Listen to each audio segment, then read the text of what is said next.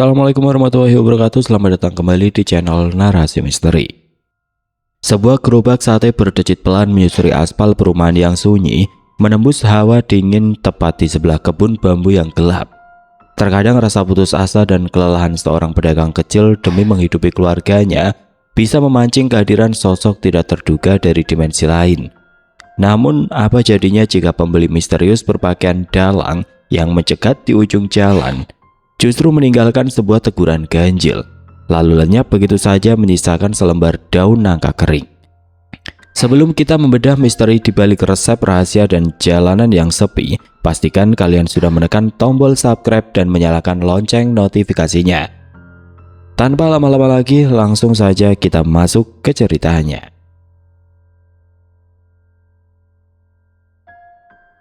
Asap pembakaran sate sudah menjadi bagian hidup Toharudin sejak kecil. Ayahnya dan ibunya hidup dari kipas sate di kampung halaman. Setelah sah menikah dengan Mbak Sumi 3 minggu lalu, Mas Toha merasa malu jika harus terus menumpang makan di rumah orang tuanya.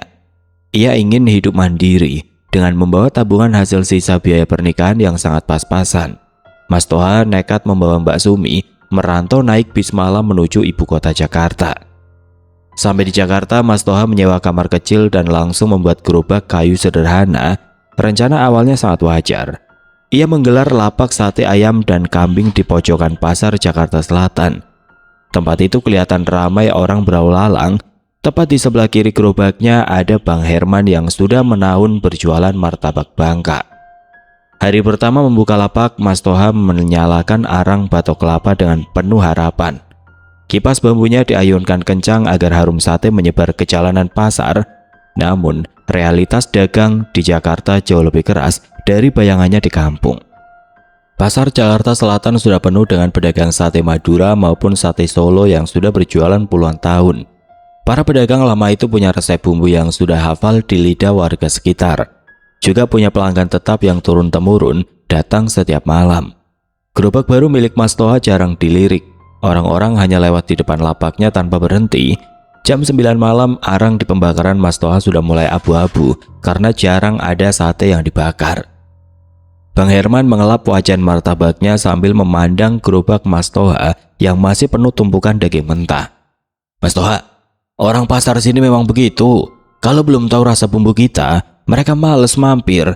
Sainganmu sate lama semua di depan sana, kata Bang Herman sambil menunjuk ke arah jalan utama pasar. Mas Toha menghela nafas panjang merapikan daun pisang di atas meja gerobaknya. Iya bang, saya kira asal ada asap dan bumbunya wangi, orang mau coba. Dari jam 5 sore sampai jam segini baru 3 porsi yang laku. Kalau begini terus, modal beli daging ayam sama kambing besok bisa habis.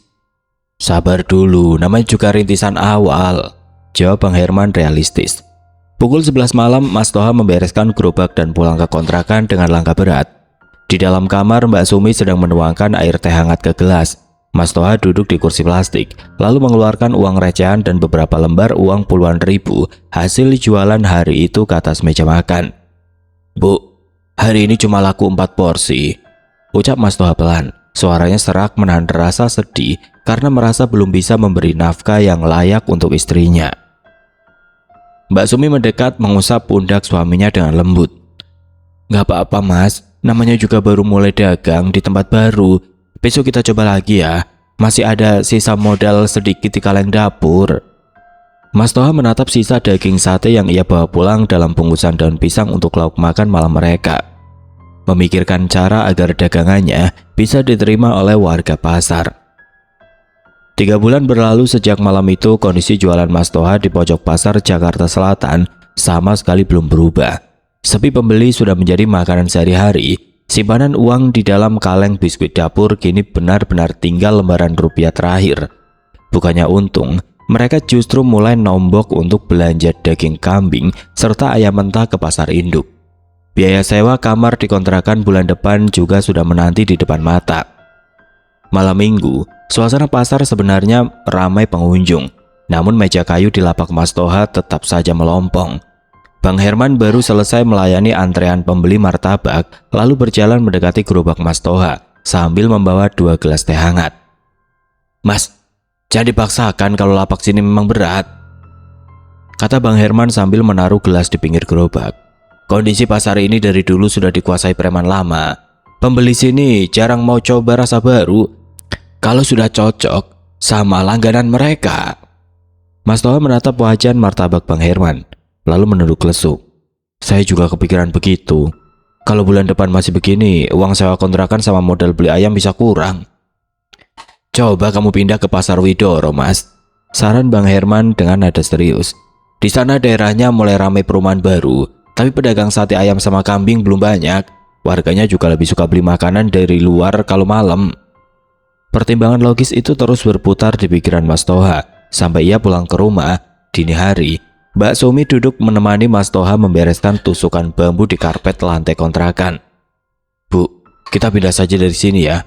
Bang Herman ngasih saran kita jualan di Pasar Widoro. Di sana peluang usahanya masih bagus, ucap Mas Toha dengan suara getar, merasa berat harus memulai lagi dari nol di tempat baru. Mbak Sumi berhenti mengelap nampan kayu, menatap mata suaminya dengan sabar. Iya Mas, kita cari kontrakan kecil saja di daerah kontrakan Widoro yang sewanya lebih murah. Jangan takut rugi, yang penting kita masih mau usaha sama-sama. Keesokan harinya Mas Toha mengurus perpindahan lapak dan membayar muka sewa rumah baru di daerah Widoro. Sebelum membawa gerobak kayunya pergi naik mobil pickup sewaan, ia mampir ke lapak Bang Herman di pasar lama untuk pamit. Bang Herman, saya sama istri pamit pindah ke Widoro hari ini, kata Mas Toha sambil menyalami rekan dagangnya itu dengan erat. Alhamdulillah, semoga lapak barumu di Pasar Widoro bawa rezeki lancar buat keluargamu, Mas, jawab Bang Herman menepuk bahu Mas Toha. Sore harinya gerobak sate milik Mas Toha sudah resmi berdiri di pojokan jalan depan Pasar Widoro, sementara Mbak Sumi menata peralatan masak mereka di rumah kontrakan baru yang letaknya masuk jalan perkampungan Widoro. Kawasan baru ini membawa suasana yang berbeda. Saat matahari mulai turun dan arang batok kelapa dinyalakan, asap wangi sate ayam dan kambing yang dikipas Mas Toha langsung memikat perhatian warga lokal yang sedang pulang kerja atau baru pulang dari sawah. Dalam 3 hari pertama saja, dagangan yang di pasar lama susah laku, di sini malah mendapat respon yang sangat bagus dari penduduk sekitar. Minggu-minggu berikutnya jumlah pembeli yang datang melesat dengan cepat. Kalau dulu Mas Toha sering bersedih karena cuma bisa menjual 4 porsi sampai larut malam, sekarang hitungannya naik pesat menjadi 10 porsi. Dan tidak lama kemudian rutin tembus di atas 20 porsi per hari. Daging sate yang dibawanya dari rumah kontrakan selalu habis bersih sebelum jam 10 malam, sehingga Mas Toha bisa pulang lebih awal dengan hati yang lega. Masuk bulan keempat di Widoro, kebahagiaan mereka bertambah saat Mbak Sumi terlambat datang bulan dan dinyatakan positif hamil oleh bidan desa setempat. Kehamilan pertama itu membuat Mas Toha semakin giat bekerja dan mengumpulkan rupiah demi rupiah dari laba jualan satenya yang sedang ramai. Bu, alhamdulillah, jualan kita di Pasar Widoro laris terus tiap malam, ucap Mas Toha sehabis menghitung uang dagangan di ruang tengah kontrakan sambil mengusap perut Mbak Sumi yang mulai membesar. Uang tabungan kita sekarang sudah cukup buat beli sepetak tanah kosong di belakang komplek perumahan Widoro. Kita bangun rumah kecil sendiri ya, biar kamu pas mau melahirkan nggak susah mikirin bayar sewa bulanan lagi. Iya Mas, alhamdulillah ya, Allah ngasih jalan rezeki dari sini. Kita simpan baik-baik uangnya buat biaya bidan juga nanti, jawab Mbak Sumi tersenyum bersyukur, matanya berembun bahagia karena masa sulit keuangan mereka sudah terlewati. Memasuki bulan ke-7 kehamilan Mbak Sumi, tanah tersebut resmi dibeli dan dibangun sebuah rumah tembok sederhana berukuran kecil dari hasil jeripaya jualan sate. Rumah baru itu langsung mereka tempati agar Mbak Sumi bisa beristirahat dengan lebih nyaman di masa kehamilannya yang semakin tua. Waktu 9 bulan pun genap berlalu dengan lancar tanpa kendala. Tepat di waktu subuh, Mbak Sumi merasakan kontraksi yang hebat di perutnya. Mas Toha dengan sigap memanggil bidan desa terdekat ke rumah baru mereka. Proses persalinan berlangsung normal dan selamat. Seorang bayi laki-laki lahir dengan berat yang sehat dan suara tangisan yang lantang memenuhi seisi rumah. Mas Toha menggendong bayi tersebut untuk pertama kalinya dengan tangan yang masih gemetar karena bahagia. Lalu memberi nama anak sulung mereka itu Bayu. Kehadiran Bayu di tengah rumah sederhana milik sendiri Melengkapi rasa syukur dan masa keemasan ekonomi keluarga Mas Toha selama 2 tahun pertama tinggal di Widoro. Memasuki tahun ketiga di Pasar Widoro, usia Bayu sudah menginjak 18 bulan dan sedang aktif-aktifnya berjalan serta membutuhkan asupan susu formula yang rutin. Namun ketenangan usaha keluarga kecil ini mulai mendapat cobaan baru saat sebuah tenda dagang berukuran besar resmi berdiri hanya berjarak beberapa meter dari pojokan lapak Mas Toha. Pedagang baru itu bernama Cak Rusdi yang juga menjual menu sate ayam dan kambing. Berbeda dengan gerobak sederhana Mas Toha, lapak Cak Rudi tampak lebih mencolok dengan meja makan yang panjang dan lampu penerangan yang lebih terang. Sejak minggu pertama Cak Rusdi berjualan, persaingan rasa langsung terasa. Warga Pasar Widoro yang biasanya antri di gerobak Mas Toha mulai penasaran mencoba lapak sebelah. Masalah besar muncul saat para pelanggan tetap mulai membandingkan rasa secara terbuka saat mampir. Mas Toha, bumbu kacangmu belakangan ini agak encer ya? Kalah gurih sama punyanya Cak Rusdi di sana.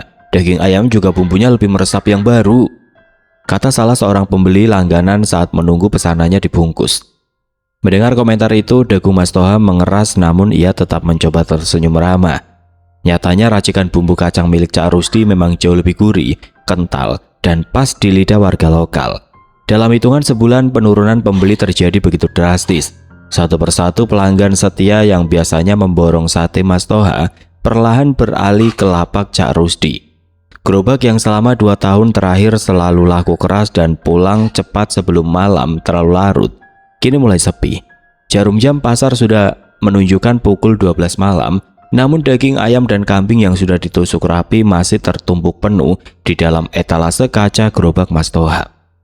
Pendapatan harian Mas Toha langsung terjun bebas, menyisakan kekhawatiran berat karena catatan hutang daging ke bandar pasar harus segera dilunasi setiap minggu. Malam itu setelah pulang mendorong gerobak ke rumah, Mas Toha duduk terdiam di ruang dapur. Mbak Sumi baru saja menidurkan Bayu di kamar, lalu berjalan mendekati suaminya. Saat membuka tutup nampan di gerobak, mata Mbak Sumi berkaca-kaca melihat puluhan tusuk sate ayam dan kambing yang sama sekali belum tersentuh arang pembakaran. Mas, kalau begini terus uang kita nggak bakal cukup buat minggu depan, ucap Mbak Sumi dengan suara gemetar menahan rasa panik yang menekan dada. Cicilan daging kambing ke pasar harus dibayar hari Senin besok. Belum lagi susu Bayu di kaleng sudah mau habis. Mas Toha menundukkan kepala, mengacak rambutnya dengan kedua tangan. Aku juga bingung, Bu. Resep bumbu sudah aku bikin sama persis seperti biasa, tapi pembeli sekarang larinya ke lapak Cak Rusdi semua. Kalau cuma mengandalkan jualan menetap di pojok pasar, kita bisa bangkrut bulan depan. Suasana dapur terasa dingin dan berat, menyisakan ketakutan nyata akan dapur yang terancam tidak bisa ngebul dan masa depan Bayu yang baru belajar jalan. Mas Toha memandang wajah istrinya lekat-lekat. Ia menolak menyerah pada keadaan begitu saja. Pagi harinya ia membongkar sisa simpanan uang receh terakhir di kaleng biskuit. Uang itu rencananya dipakai untuk berjaga-jaga kalau Bayu mendadak sakit. Namun Mas Toha punya rencana darurat lain yang lebih mendesak untuk menyelamatkan dapur keluarga mereka. Ia pergi ke tempat penjual kayu bekas dan memborong beberapa papan murah. Selama 3 hari penuh, dengan tangan yang lecet Mas Toha memaku dan merakit potongan kayu tersebut menjadi satu gerobak dorong tambahan berukuran lebih kecil dari gerobak utamanya. Bu, kita harus ubah cara jualan. Kalau cuma diam nunggu pembeli di pasar, dagangan kita pasti terus kalah sama lapak sebelah, ucap Mas Toha malam itu, memperlihatkan gerobak barunya yang baru selesai dicat hijau seadanya di halaman samping rumah. Mbak Sumi mendekat, mengusap debu kayu di pundak suaminya sambil menggendong Bayu. Terus gimana, Mas? Kita mau sewa lapak di tempat lain. Uang kita sudah habis. Gak usah sewa tempat, Bu. Biar kamu yang jaga gerobak lama menetap di Pasar Widoro. Bayu bisa kamu bawa sekalian ke pasar. Nanti aku yang pakai gerobak baru ini buat jualan keliling tiap malam. Kita jemput bola, cari pembeli langsung ke depan rumah mereka. Jelas Mas Toha dengan sorot mata lelah namun penuh tekad bulat. Mbak Sumi meneteskan air mata, sadar betul beban fisik suaminya kini menjadi 2 kali lipat lebih berat. Ia memeluk erat lengan Mas Toha. Iya Mas, gak apa-apa, aku repot sedikit jaga lapak di pasar sambil ngasuh Bayu. Yang penting cicilan bahan baku pasar bisa lunas dan anak kita tetap bisa minum susu. Keesokan harinya Mas Toha mulai memetakan rute jalan yang baru. Sore hari ia membantu istrinya menata daging sate ayam dan kambing di pasar. Lalu setelah waktu maghrib tiba, ia langsung mendorong gerobak barunya. Ia menyusuri jalan aspal perkampungan warga yang cukup padat, lalu masuk perlahan ke jalanan komplek perumahan di daerah Widoro. Suara ketukan bambu dipukulnya berulang kali memecah sepi jalanan untuk memanggil pembeli dari dalam rumah. Namun realita jualan sate keliling nyatanya sangat tidak menentu. Ada satu malam di mana Mas Toha sempat pulang lebih cepat dengan wajah sumringah karena satenya diborong habis oleh bapak-bapak yang sedang kumpul jaga malam di pos perumahan. Sayangnya nasib mujur seperti itu jarang sekali datang. Lebih sering Mas Toha harus berjalan kaki berjam-jam menahan rasa pegel hebat di betisnya, menelusuri jalanan komplek perumahan yang panjang dan sepi, tapi hanya laku 2 porsi sampai larut malam tiba. Angin malam yang dingin menusuk tulang, sementara arang di pembakaran perlahan menjadi abu putih. Fisik Mas Toha mulai terkuras habis. Hasil jualan keliling malam itu kadang nyaris hanya menutupi modal beli arang kembali. Malam ini menjadi salah satu jadwal keliling yang paling menyiksa fisik Mas Toha. Waktu di jam tangan plastik miliknya sudah menunjukkan pukul 11:30 malam. Cuaca di luar terasa sangat dingin, perlahan menembus jaket tipis berbahan parasut yang ia pakai. Jalanan komplek perumahan di daerah Widoro sudah benar-benar sepi. Pagar besi di depan rumah-rumah warga tampak terkunci rapat. Kondisi jalanan aspal perkampungan tersebut cukup memprihatinkan karena banyak lampu penerangan jalan yang mati termakan usia. Karena sekitar deretan pohon-pohon mangga besar di pinggir jalan terasa sangat sunyi dan minim cahaya. Mas Toha mendorong gerobak kayu kecilnya dengan langkah kaki yang teramat berat. Otot-otot betis dan pundaknya terasa kaku setelah berjalan kaki berjam-jam sejak sehabis isya. Suara roda gerobak yang belum sempat diminyaki berdecit nyaring memecah kesunyian malam di setiap dorongan. Meski udara sangat dingin, keringat terus menetes deras di dahi dan leher Mas Toha. Pikirannya ruwet memikirkan nasib usahanya yang makin hari makin terdesak oleh lapak pesaing baru di pasar. Daging ayam dan kambing di dalam etalase kaca gerobak dorongnya masih menumpuk banyak, tertata rapi persis seperti saat ia berangkat tadi. Jika sisa daging ini harus dibawa pulang lagi ke rumah, ia bingung mencari cara untuk membayar tagihan bandar daging besok pagi. Kebutuhan makan harian keluarga serta biaya beli susu formula untuk Bayu terus membayangi isi kepalanya. Ya Allah, kalau resep bumbuku memang kalah enak, aku harus ubah bagian mana lagi? Semua takaran bawang, kacang, sama kecap sudah aku samakan seperti biasa. Tapi kenapa pembeli tetap lari ke lapak Cak Rusdi? Batin Mas Toha pedih sambil terus memaksakan kedua kakinya melangkah, menyusuri aspal yang sedikit menanjak. Rute jalanan malam ini membawanya melintasi area pinggiran daerah Widoro. Tempat tersebut berbatasan langsung dengan area kebun bambu lebat yang jarang sekali dilewati warga kalau sudah larut malam. Suasana di sekitar kebun bambu itu jauh lebih dingin. Penerangan di sana sangat minim. Hanya cahaya remang warna kuning dari lampu minyak di atas etalase gerobak yang menemani langkah Mas Toha. Angin bertiup cukup kencang membuat batang-batang pohon bambu saling bergesekan dan menimbulkan suara berderit aneh yang membuat bulu kuduk merinding. Tepat saat ia bernafas panjang dan mengusap sisa keringat di wajahnya, telinga Mas Toha menangkap sebuah suara. Tiba-tiba saja dari arah belakang gerobaknya terdengar suara serak dan berat seorang laki-laki memanggil dengan nada pelan. "Mas, beli satenya mas." Mas Toha terkejut kalang kepalang. Jantungnya berdebar sangat kencang. Ia segera menekan tuas kayu penahan roda gerobak agar berhenti, lalu memundurkan lapaknya sedikit demi sedikit ke arah sumber suara tersebut. Di pinggir aspal, tepat di bawah rimbunya deretan pohon bambu, berdiri seorang laki-laki tua. Kulit wajahnya pucat pasi dan sangat keriput. Pria itu memakai pakaian adat Jawa jenis pangsi hitam lengkap, mulai dari ikat kepala sampai celana komprang. Persis seperti dandanan seorang dalang pertunjukan wayang. Mas Toha merasa ganjil ada orang tua berpakaian seperti itu berdiri sendirian di jalanan sepi pada tengah malam. Namun karena butuh uang untuk melunasi cicilan daging, ia menepis rasa curiganya dan memaksakan diri membalas sapaan pelanggannya dengan ramah. "Beli 10 tusuk saja mas, boleh kan?" Tanya laki-laki tua itu. Suaranya serak, bicaranya lambat dan nadanya sangat datar. "Oh tentu saja boleh pak, Mau sate ayam atau sate kambing? Jawab Mas Toha sambil cepat-cepat menghidupkan kembali nyala arang batok kelapanya. Campur saja Mas, balas sosok itu singkat. Sambil terus mengipas bara api yang kembali memerah, Mas Toha sesekali mencuri pandang ke arah pembelinya. Ada hal yang sangat janggal. Angin malam sedang bertiup cukup kencang membuat daun-daun bambu saling bergesekan berisik. Namun kain, baju, dan celana komprang yang dipakai Pak Tua Pangsi itu diam tidak bergerak sama sekali. Sosok itu juga berdiri kaku, terus menatap lurus ke arah gerobak tanpa berkedip satu kali pun. Suasana di sekitar gerobak mendadak berubah menjadi sangat dingin. Suhu udara yang anjlok drastis itu menusuk tajam, menembus jaket tipis Mas Toha, membuat seluruh bulu kuduknya merinding hebat. Setelah semua daging sate matang sempurna, Mas Toha menyusunnya rapi di atas lembaran daun pisang. Ia baru saja mau menuangkan bumbu kacang dari dalam toples ketika Pak Tua Pangsi melangkah perlahan mendekati etalase kaca gerobaknya. Sebentar dulu Mas, boleh aku nyobain satu sate ayamnya sebelum dibungkus? Mas Toha mengangguk kaku menghentikan sendok sayur di tangannya. Oh iya silakan Pak. Pak Tua Pangsi mengambil sendiri satu tusuk sate ayam yang masih mengepulkan uap panas.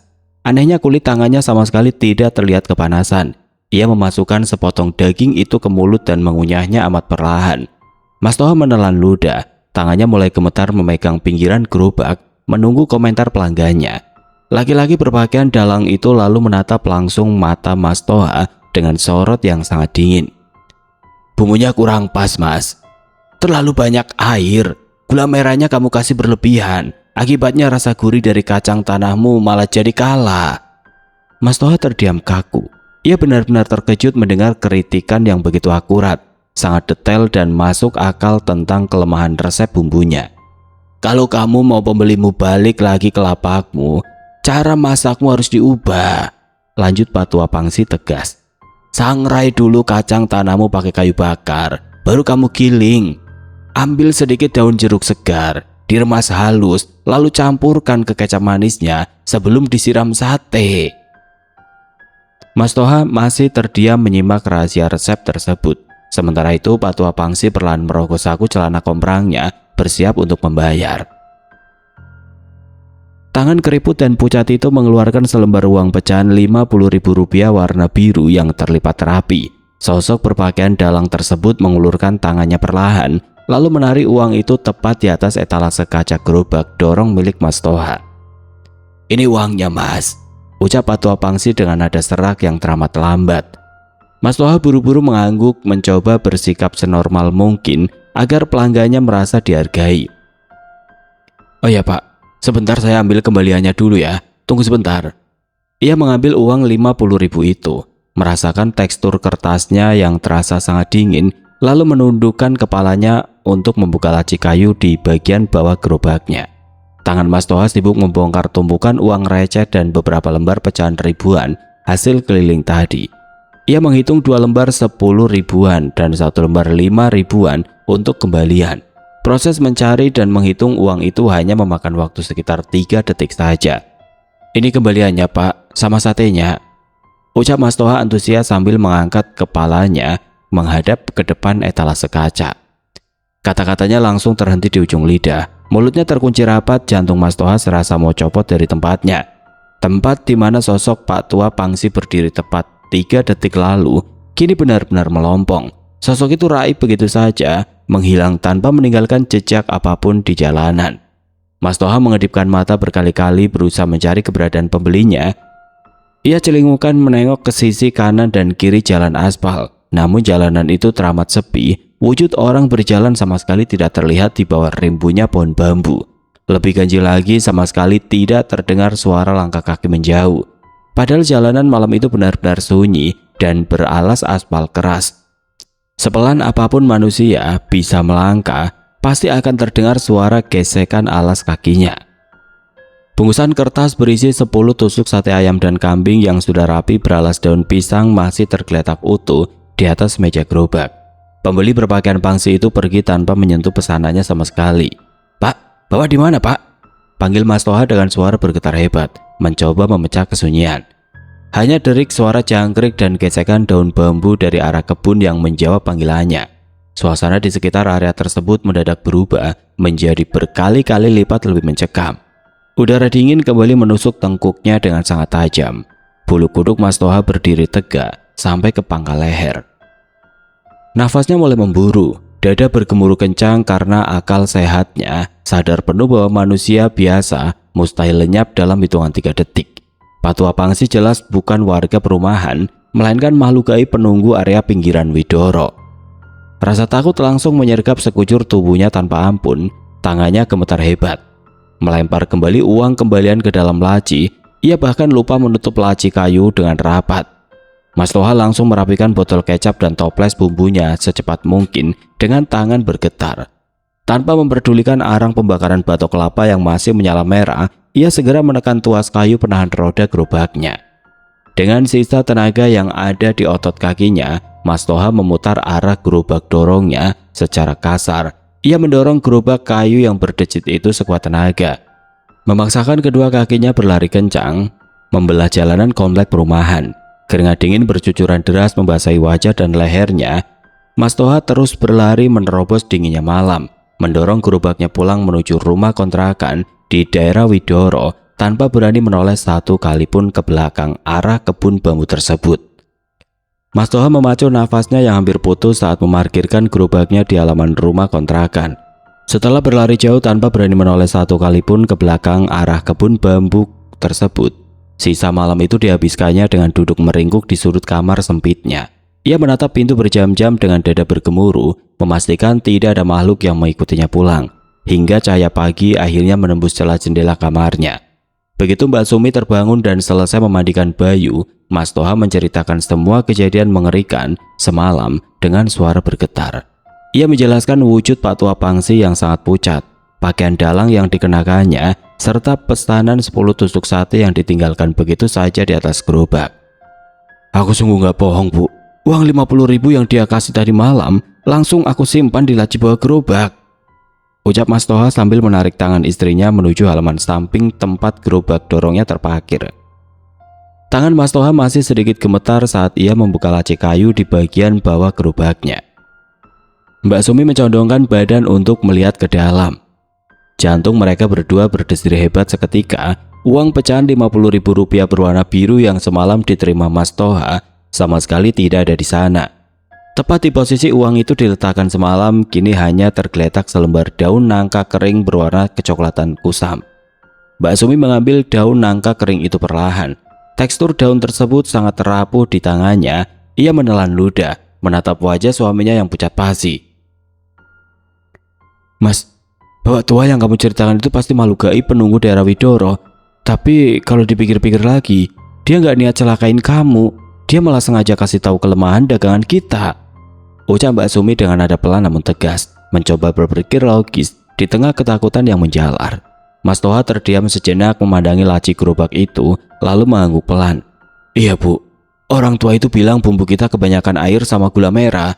Terus kacangnya harus disangrai pakai kayu bakar, bukan digoreng pakai minyak. Enggan larut dalam rasa takut yang berlarut-larut, suami istri itu sepakat melangkah ke dapur kontrakan untuk membuktikan kebenaran saran resep dari Patua Pangsi. Mas Toha segera mencari sisa kayu bakar di belakang rumah dan menyalakan tungku. Ia menuangkan kacang tanah ke atas wajan, lalu mulai menyangrainya perlahan tanpa setetes minyak pun. Aroma gurih kacang sangrai yang sangat harum mulai mengepul tebal, menyebar memenuhi ruangan dapur. Sementara itu Mbak Sumi bertugas meracik bumbu cairnya.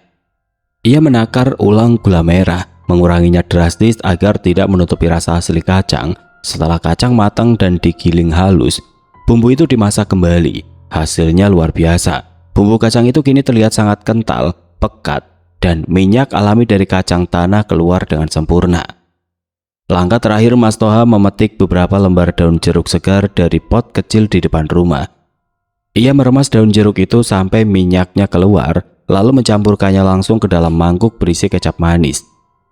Mbak Sumi mencicipi sedikit bumbu kacang tersebut menggunakan ujung sendok. Matanya langsung melebar. Ya Allah Mas, rasanya jauh beda sama yang biasa kita bikin. Gurihnya mantap sekali. Wangi daun jeruknya bikin kecapnya segar dan nggak bikin enak. Mas Toha ikut mencicipi dan menghela nafas lega. Saran dari Patua Pangsi semalam ternyata benar-benar sebuah petunjuk berharga untuk memperbaiki nasib lapak sate mereka. Sore hari itu juga Mas Toha mulai berani berjualan kembali di lapak Pasar Widoro menggunakan bumbu racikan baru tersebut. Sebagai langkah awal, ia membagikan satu porsi sate gratis kepada tetangganya Pak RT dan Bu Narti untuk dicicipi. "Wah Mas Toha, ini bumbunya beda banget sama yang kemarin," ucap Pak RT Dwi sambil mengunyah sate daging ayam. "Kacangnya terasa lebih gurih, wangi daun jeruknya ini yang bikin nagih. Rasa dagingnya jadi makin sedap." Bu Narti yang ikut mencicipi juga mengangguk setuju. "Iya Mas, jauh lebih harum. Kalau rasanya seenak ini, lapak sebelah pasti lewat." Benar saja, omongan dari mulut ke mulut beredar dengan sangat cepat. Info kelezatan sate Mas Toha menyebar luas di kalangan warga. Pembeli lama yang sempat pindah perlahan kembali berdatangan. Bahkan banyak pelanggan baru dari luar wilayah Widoro sengaja mampir hanya untuk membuktikan sendiri kelezatan sate racikan bumbu kacang sangrai tersebut. Cak Rusdi, si pesaing lambat laun, kehilangan pelanggan karena kualitas rasanya tidak bisa menandingi resep baru Mas Toha.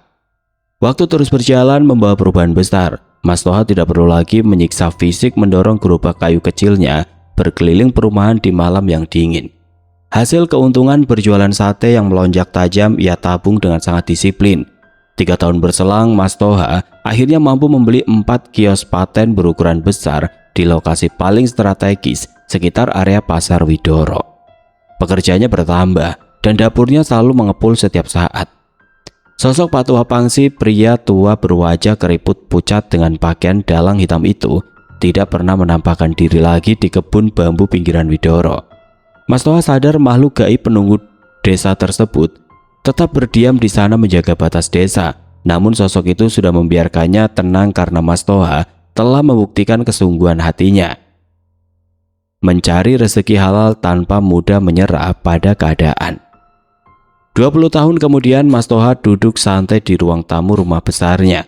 Ia menatap bangga ke arah ketiga anaknya, Bayu, Nisa, dan Riko. Semuanya berhasil ia sekolahkan hingga lulus kuliah dan menyandang gelar sarjana. Hari itu adalah hari syukuran keluarga, sehari sebelum Mas Toha dan Mbak Sumi berangkat menunaikan ibadah haji ke Tanah Suci, menyusul umroh yang sudah mereka jalani 5 tahun lalu. "Bapak masih ingat, dulu Bapak sampai mau menangis dorong gerobak malam-malam karena sate Bapak cuma laku 2 porsi," ucap Mas Toha dengan mata berkaca-kaca, menatap istri dan anak-anaknya bergantian. "Kalau ibu kalian dulu minta pulang kampung dan menyerah, mungkin kita tidak akan pernah sampai di titik ini. Rezeki dari Allah memang misteri. Kadang petunjuknya datang lewat jalan yang paling menakutkan sekalipun." Mbak Sumi tersenyum lembut sambil menggenggam erat tangan suaminya yang kini sudah mulai keriput karena usia. "Semua karena Bapak itu pekerja keras. Gusti Allah kasih jalan yang terang buat keluarga kita karena Bapak tidak pernah merasa gengsi buat terus belajar dan berjuang demi anak istri." Bayu memeluk erat bahu bapaknya, mewakili perasaan haru kedua saudaranya. Perjalanan panjang dari sepetak kontrakan sempit di Jakarta, kerasnya persaingan dagang di pasar, hingga pertemuan ganjil di kebun bambu yang sunyi, akhirnya berbuah sangat manis di hari tua mereka. Semuanya terbayar lunas tanpa sisa. Terima kasih sudah mengikuti perjalanan kisah Mas Toha di channel Narasi Misteri. Pesan yang bisa kita petik dari cerita ini adalah niat yang tulus dan kerja keras tanpa kenal lelah demi keluarga tidak akan pernah mengkhianati hasil. Rezeki dan petunjuk dari Yang Maha Kuasa bisa datang melalui jalan mana saja, bahkan dari kejadian yang paling tidak terduga dan menakutkan sekalipun. Tetaplah bersemangat, jangan mudah menyerah, dan selalu mencari rezeki dengan cara yang halal. Sampai jumpa di kisah-kisah misteri selanjutnya. Akhir kata, wassalamualaikum warahmatullahi wabarakatuh.